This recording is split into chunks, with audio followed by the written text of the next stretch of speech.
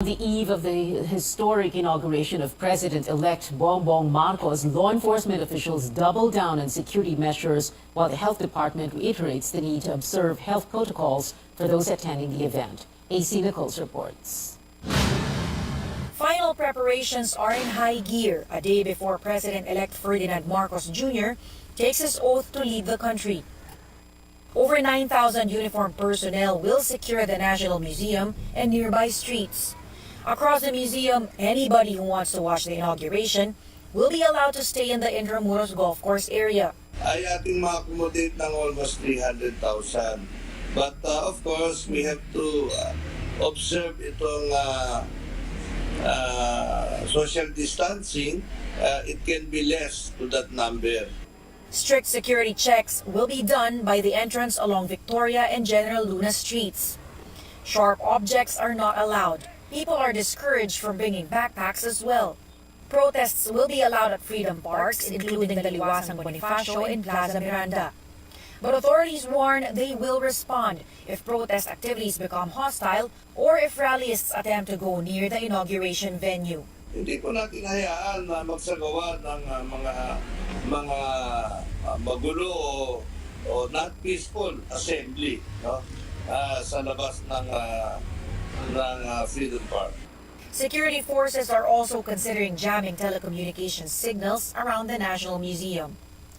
The Health Department meantime reminds those attending the event to observe health protocols, especially the proper wearing of face masks, covering the nose and mouth. Basta siguraduhin nyo lang pag nagpunta kayo dyan, kayo po ay bakunado with your booster shots para mas sigurado tayo na protektado po tayo. The upcoming presidential inauguration represents change and hope for many people. Though health officials remind the public, COVID-19 is still here. Everyone, especially those attending the event, should remain vigilant amid rising infections. AC Nichols, CNN Philippines. Alright, there's a little bit of a problem there. So what can Filipinos expect during the ceremony tomorrow? Chrissy Matulak tells us more. The stage is set in the National Museum where the inauguration of President-elect Ferdinand Bongbong Marcos will be held. Final preparations are being done for Thursday. According to Marcos' team, the National Museum may not be the usual venue for the president's inauguration, but they will still make sure that it will be traditional. Solemn and simple, this was how the president-elect's team described how they would want the inauguration to go. According to the team of Marcos preparing the event, the inauguration will start with actress Tony Gonzaga singing the national anthem. There will also be a 30-minute military civil parade. Since early this morning, cadets from the Philippine National Police Academy and Philippine Military Academy have been rehearsing for the civic and military parade. The public can watch the inauguration at the Intramuros Golf Course at 6 a.m. The program will start around 10 in the morning up to 12 noon when he will be taking his oath as the 17th President of the Philippines. A 21-gun salute is immediately fired, after which the new president will then deliver his inaugural address. Chrissy Matulak, CNN Philippines. Organizers providing more details on Marcos' inauguration. One of the preparations committee heads, Franz Imperial, says slight changes have been made for Marcos' inaugural address. Imperial says the president-elect was advised to make use of a teleprompter to ensure sequencing and coherence of his speech. After the ceremony at the National Museum, Marcos will proceed to Malacanang for the mass oath-taking of his cabinet secretaries and the inaugural dinner. A concert will follow as part of the Thanksgiving activity. The Philippine Philharmonic Orchestra and world-renowned classical pianist Cecil Licad are expected to perform. Imperial reveals multi-warded designer Pepito Albert designed the incoming First Family's attires. Marcos will wear two barongs. One was inspired by the rayadillo, which was the traditional military uniform in the Spanish era, while the other is a fully embroidered barong from Taal. Well, gear up for the rainy weather. If you're planning to attend the presidential inauguration in Manila tomorrow, Pag-asa expects heavy rains across Luzon and the Visayas because of Tropical Depression Kaloy. Kaloy was last spotted 410 kilometers west of Iba, Zambales. It is seen to further intensify following Inauguration Day. Tune in to CNN Philippines tomorrow, June 30th, as we bring you the inauguration of the country's 17th president live from the National Museum in Manila. Join me and senior Anchor Rico Hizon for our special coverage beginning at 9 a.m.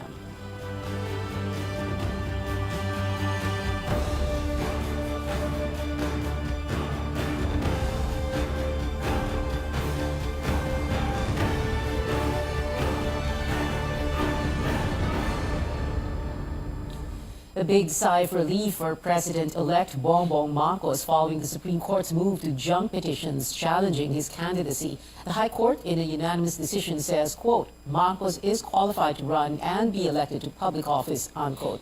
The court makes it clear his certificate of candidacy is valid and in accordance with the law. That's why the Commission on Elections was right in its decision. Well, yes, at least that clears that removes all of the questions that they have raised as to my my qualification to run for president at all. So we knew it was coming. We didn't know it would come now, but of course I'm very glad that we can now proceed without that in the back of our head.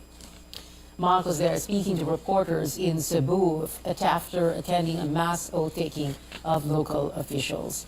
For his part, former COMELEC Chairman Saidamen Pangarunan hails the High Court's decision for upholding the poll body's resolution dismissing the petitions. No word yet if petitioners will still file a motion for reconsideration. Well, President-elect Marcos names two more appointees, including outgoing Solicitor General Jose Calida as the next Commission on Audit chairman. Marcos, however, has yet to designate chiefs for other key cabinet posts. Our Rex Sumita joins us live from the Marcos headquarters in Mandaluyong City. Rex, can you tell us more about the new appointments and what reasons were given for the still vacant cabinet posts?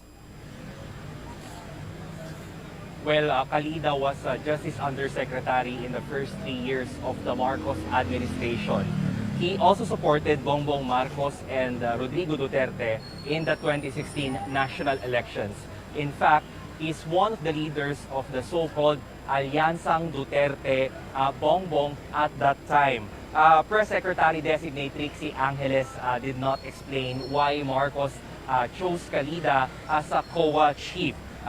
She only cited his past roles during her press briefing this afternoon. Marcos, meanwhile, also appointed Jose Arnulfo Wick Veloso to head the Government Service Insurance System. Veloso is the president and CEO of the Philippine National Bank.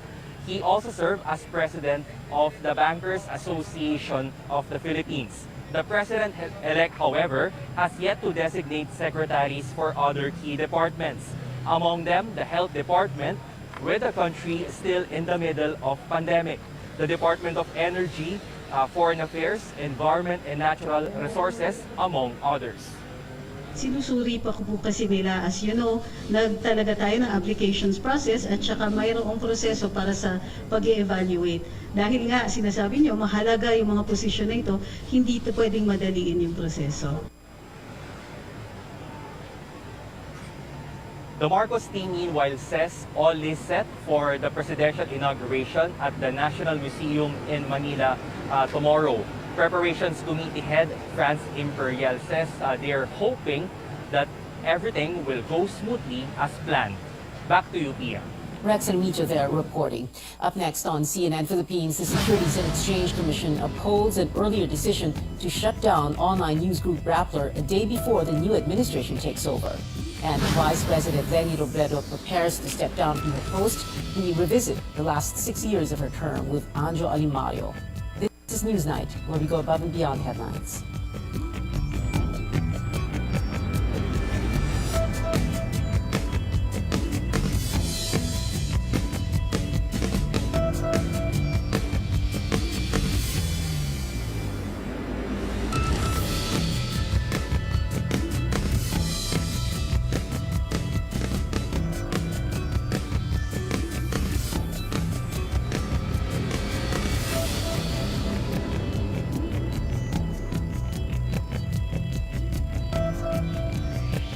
SMC, San Miguel Corporation.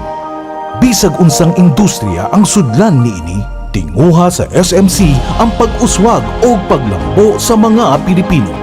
Karon, gikan sa SMC, aniya na ang SMC Davao Cement. SMC Davao Cement. Gama sa Davao, para sa Mindanao. SMC Davao Cement. Ato ni Bay. Ito ang RPN, Radio Philippines Network, DXKT 1071 sa inyong mga radyo, ang Radyo Ronda sa Davao.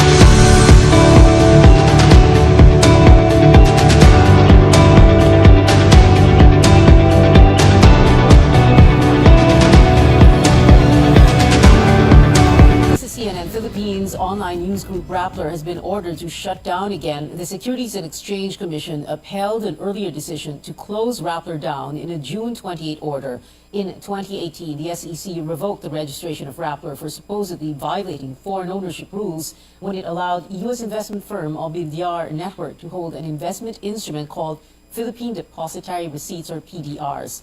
Omidyar donated PDRs to Rappler's staff in a move to resolve foreign ownership issues, but the SEC says this does not mitigate or cure Rappler's supposed violation. Rappler continued to operate despite the revocation in 2018, arguing that PDRs do not give foreign ownership rights. It is business as usual for Rappler again. The news organization says it will appeal the SEC's latest decision since the proceedings were, quote, highly irregular. The National Telecommunications Commission moves to review broadcast block time deals. The regulator issued a memorandum directing all TV and radio companies to submit block time agreements for the agency's approval. Under the order, block time content should not be more than half of the station's daily airtime broadcast. The Kapisanan ng mga Broadcaster ng Pilipinas, or KBP, opposed the order, saying the NTC has no jurisdiction over broadcast content. KBP plans to present its position in the NTC hearing scheduled for July 11th. Embattled media giant ABS-CBN has entered into block time agreements with other networks after it failed to have its franchise renewed by Congress in 2020. Now, these stations include TV5 and Zoe Broadcasting Network, which has since rebranded to A2Z. In other news, outgoing Agriculture Secretary William Dar says he will not relieve the 4 DA officials allegedly involved in a vegetable smuggling scheme. The officials are Agriculture Undersecretary Ariel Cayanan, Eduardo Gongona of the Fisheries Bureau, and George Culaste and Arnie Rojas of the Plant Industry Bureau. The 4 have denied the accusations. Kung na-relieve, basta ongoing yung investigation. We have a continuing investigation and we will take note of the Senate report. Baka makatulong doon sa aming investigation. Dar says it is up to President-elect Marcos, the next agriculture chief, if he will pursue the DA's probe of the alleged vegetable smuggling. Dar and Marcos have yet to meet for formal transition talks. Meanwhile, Customs Commissioner Ray Guerrero laments the Senate committee report listing him as among the alleged protectors of smugglers. He said the National Intelligence Coordinating Agency, or NICA, confirmed DOC officials were not included in the intelligence reports submitted to outgoing Senate President Tito Soto. Soto says it's now up to the Ombudsman to look into the accusations.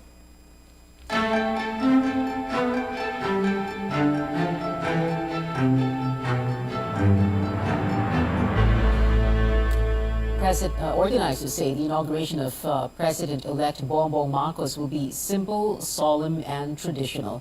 But what rituals should we expect tomorrow? AC Nichols gives us a look. Magiging makatarungan sa bawat tao. At itatalaga ang aking sarili At tatalaga sa aking sarili sa paglilingkod sa bansa. sa paglilingkod sa bansa. Kasihan nawa ako ng Diyos. Kasi nawa ako ng Diyos. Congratulations. Maraming salamat po. Change comes in the country on the last day of June every 6 years. It marks a much-awaited political transition to a new president. It tells you that your country has a stable democracy. The highest official in the land is sworn into office by noontime. But before this happens, the public will witness a number of traditions to show peaceful handover of power. The president-elect pays a courtesy call in Malacanang. He signs the palace guest book as the outgoing president's final guest. The two are seen descending Malacanang's main staircase before heading off to the inauguration venue. Dahil yung Malacanang is not just the building, no? It's also the office of the presidency. So yung pagalis nung outgoing president doon also signifies na he is peacefully vacating the palace so that the new one can occupy it. The outgoing president reviews the troops one last time. A final goodbye as he reverts to civilian life. On to the inauguration proper.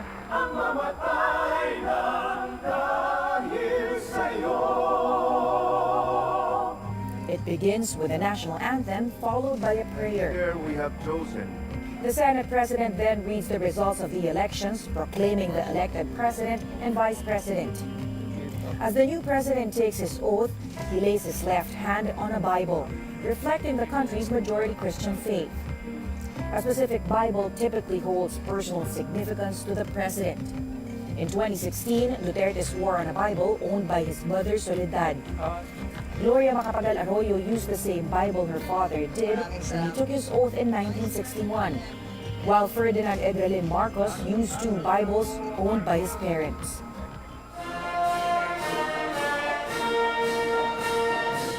After the oath, the traditional presidential anthem is played with the appropriate drum rolls and trumpet sound. The Armed Forces renders its first 21-gun salute to the new Commander-in-Chief, who then gives his first official speech as president. Ano yung pinaka-cornerstone ng gobyerno mo? But also, it is a call for unity. Kasi ano na yun, di ba? Bitter election, how do you make people come together? An inaugural parade traditionally takes place after, though some presidents skip the fanfare to cut costs. Back to Malacanang, the Presidential Security Group honors the first family. The new president ascends the main staircase, symbolizing his rise to the highest position in the land. In the same occasion, the president leads the oath-taking of cabinet members and other appointed officials. He also holds his first cabinet meeting. Inaugural traditions bear significance because they demonstrate a sense of democratic continuity. The occasion also reflects the responsibility and work that the new administration will take on. AC Nichols, CNN Philippines. Vice President Leni Robredo bids goodbye to her second home for the past 6 years, a day before she steps down from office. What legacy is the 14th Vice President leaving behind, and did she regret running for president? Anjo Alimario tells us Robredo is ending her term in high spirits. If I have to do it all over again, knowing what the results will be, I will still do it. Maria Leonora Leni Robredo looks back on her 6-year journey as the country's vice president. She failed in her bid for the presidency, but Robredo says she has no regrets.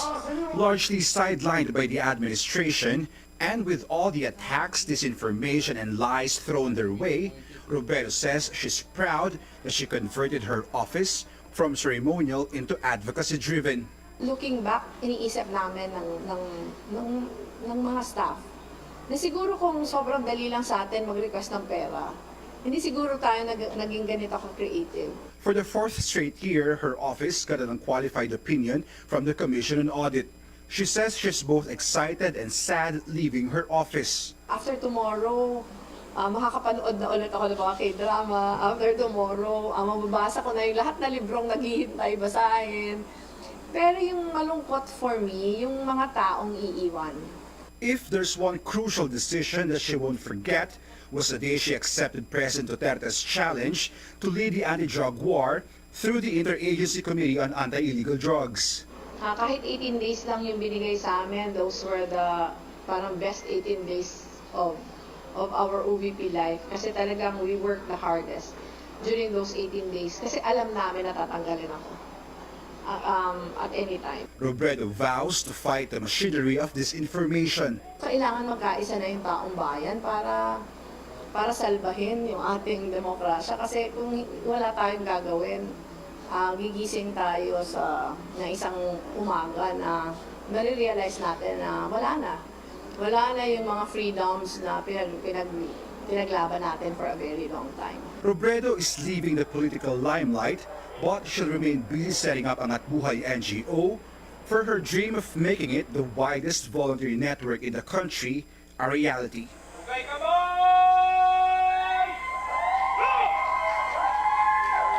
Anjali Marios, CNN Philippines.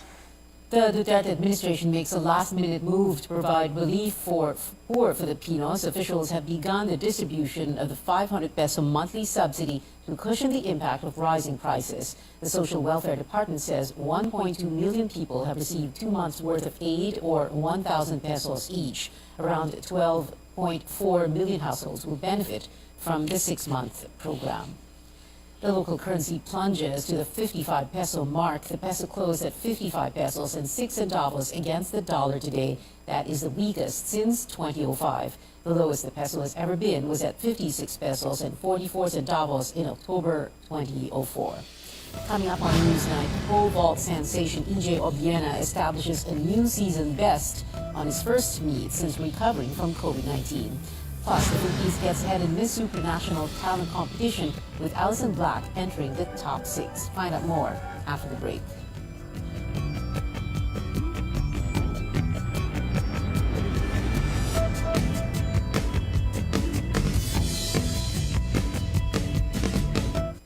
SMC, San Miguel Corporation. Bisag unsang industriya ang sudlan niini, tinguha sa SMC ang pag-uswag o paglambo sa mga Pilipino. Karon, gikan sa SMC, aniya na ang SMC Davao Cement. SMC Davao Cement. Gama sa Davao, para sa Mindanao. SMC Davao Cement. Ato ni Bay. SMC, San Miguel Corporation.